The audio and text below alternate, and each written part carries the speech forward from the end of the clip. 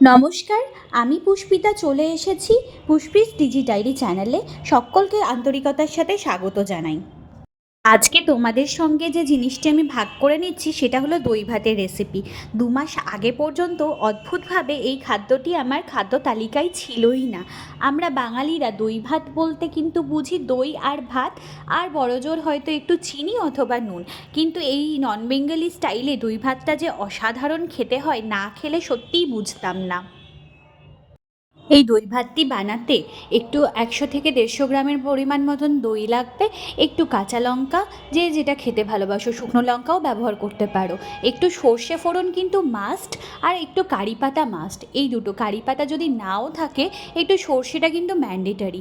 আর তার সঙ্গে অল্প একটু হলুদ আর একটু সামান্য পরিমাণ নুন।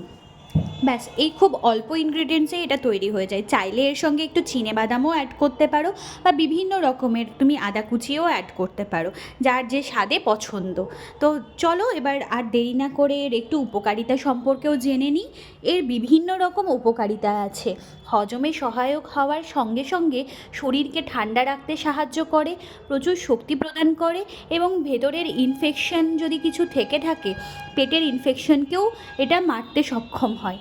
এর বিরুদ্ধে এটা লড়াই করে। আর তার সঙ্গে স্কিন আর চুলের তো আলাদা করে কিছু বলারই নেই।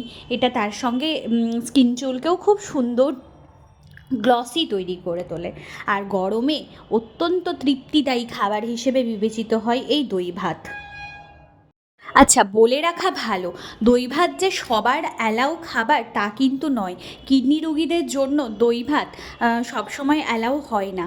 আমার ডাক্তার কিন্তু যখন আমি কিডনি ট্রান্সপ্ল্যান্টের আগে ছিলাম আমাকে একদম বারণ করে দিয়েছিল, কেননা দইয়ে কিছু অ্যাসিড থাকে, সেই অ্যাসিডটা আমাদের কিডনি সহায়ক অনেক সময় নাও হতে পারে। তো বেটার হচ্ছে, যদি তোমরা কেউ পেশেন্ট দেখে থাকো, ডাক্তারকে একবার জেনে নিও যে তোমার রিপোর্ট অনুযায়ী দই ভাত কি তোমার অ্যালাউ না অ্যালাউ না, তারপরেই কিন্তু খেও। আমার জন্য যেমন একদম স্ট্রিক্ট বারণ ছিল দই অথবা লস্যি খাওয়া, কিন্তু আফটার ট্রান্সপ্ল্যান্ট আমি দই ভাত অনায়াসে খেতে পারি। আর এখন তো এটা আমার একটা প্রিয় খাদ্যের তালিকায় চলে এসেছে। তোমরাও খেয়ে কিন্তু জানিও কেমন লাগলো।